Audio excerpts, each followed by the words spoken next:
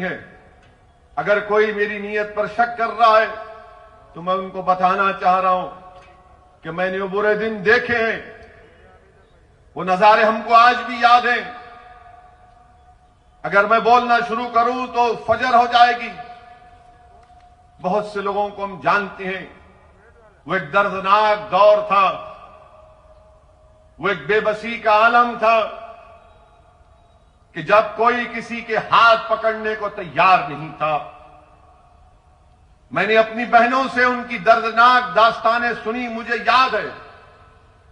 تو اگر کوئی یہ کہتا ہے کہ اویسی احمد آباد یا گجرات کو اس لیے آیا ہے، تم نہیں جانتے مجھے۔ 2006 میں بروڈا میں ایک درگاہ کو خبر کے ساتھ روڈ وائنڈنگ میں توڑ دیا گیا، فساد ہوا تھا۔ میں اور اس وقت کے سماجوادی پارٹی کے ایم پی ابو عاصم صاحب، ہم دونوں یہاں پر آئے تھے۔ بروڈا میں ایک یاقوت پورا علاقہ ہے، پوچھنا جا کر وہاں پر 10 ایسے پیشنٹس کو لے جا کر میں نے حیدرآباد میں ان کا علاج کروایا تھا۔ ایک کا پیر کاٹنا پڑا زخموں کی وجہ سے، تو ہم نے اس کو مصنوعی پیر لگا کر بروڈا بھیجایا واپس۔ ہم نے کام کیا، مگر جب آپ ہم پر انگلیاں اٹھاتے ہیں، سوال ہم سے کرتے ہیں، تو آپ کا جواب دینے کے لیے کہہ رہا ہوں۔ یقیناً ہم اکیلے نہیں تھے، بہت سی فلاحی تنظیموں نے کام کیا، اللہ ان سب کو سلامت رکھے۔ میرے عزیز دوستوں اور بزرگوں، ایک بات آپ کو بتانا چاہتا ہوں، مجھے سیاسی تجربہ اتنا نہیں ہے، مگر جتنا بھی ہے اس بنیاد پر آپ سے کہہ رہا ہوں کہ اللہ نے مجھے موقع دیا ہمارے وطن عزیز کے مختلف ریاستوں میں، مختلف شہر اور گاؤں میں جانے کا موقع ملا، اور میں یہ بات بڑی ذمہ داری کے ساتھ کہہ رہا ہوں۔ میں پیغام دے رہا ہوں احمد آباد کے مسلمانوں کو، احمد آباد کے، گجرات کے، احمد آباد کے آدیواسیوں کو، دلت بھائیوں کو، بہنوں کو، جو کمزور اور مظلوم عوام ہیں، آپ کو پیغام دے رہا ہوں۔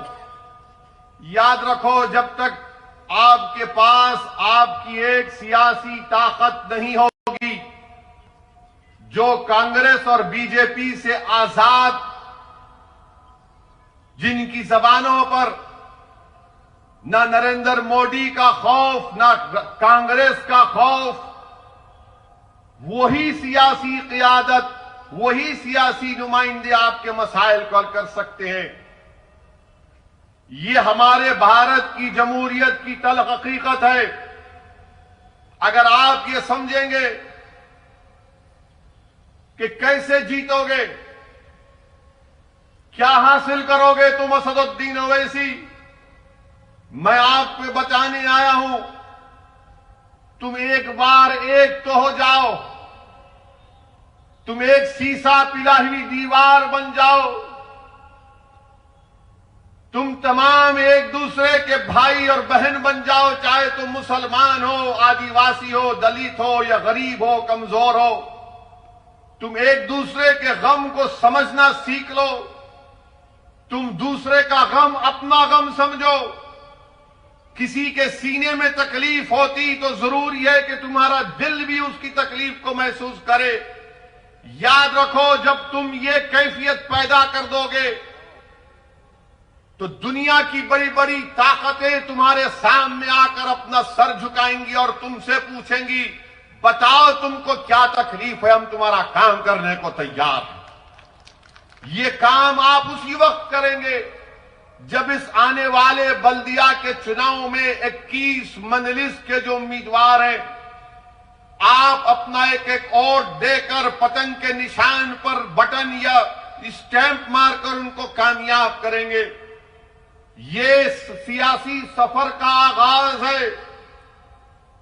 صرف احمد آباد یا گودھرا یا دیگر مقامات کے بلدی الیکشن تک یہ سیاسی سفر نہیں رکنے والا ہے۔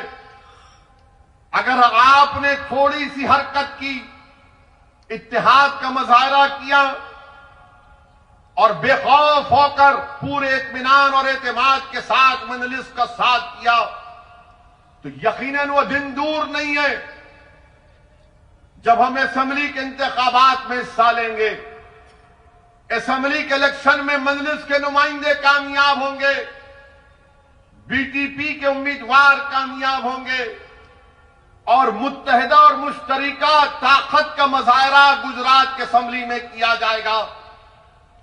جب تک کوئی لڑنے والا نہیں ہوگا، جب تک کہ کوئی آپ کے مسائل کو بیان کرنے والا نہیں ہوگا، کیونکہ آپ کہیں گے کہ ہاں کانگریس سے بھی جیتے، دوسری پارٹی سے جیتے۔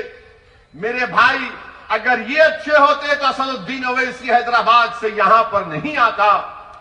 یہ خراب ہیں، یہ ڈرتے ہیں مودی سے، یہ ڈرتے ہیں آر ایس ایس سے، اس لیے ڈرتے ہیں کہ ان کو خدا پر اعتماد نہیں ہے، ان کو اپنی زندگیوں سے محبت ہے، یہ موت سے ڈرتے ہیں، وہن پیدا ہو چکا ہے ان کے دلوں میں۔ مجلس کا ایک ایک رکن صرف اللہ سے ڈرتا ہے اور کوئی انسان سے ہم نہیں ڈرنے والے ہیں، چاہے کوئی بھی ہو۔ وقت کا وزیر اعظم اگر نریندر مودی بھی ہو تو وزارت عظما کے عہدے کی عزت کرتے ہیں، مگر نریندر مودی کی شخصیت سے خوف نہیں کھاتے، نہ کبھی کھائیں گے انشاءاللہ تعالی۔ عزت یقیناً وزارت عظما کے عہدے کی ہے، مگر اگر کوئی کہے کہ ڈرو نہیں، ڈرنا نہیں ہوتا۔ اگر کوئی کہے گا سر جھکاؤ، نہیں ہو سکتا۔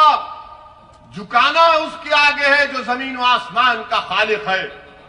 انسان کے آگے نہ بھیک مانگنا، نہ کسی کے آگے سر جھکانا۔ تو کیا کریں گے آپ متحد رہ کر بھارت کی جمہوریت، بھارت کا سنویدھان جس کو بابا صاحب امبیڈکر نے بنایا،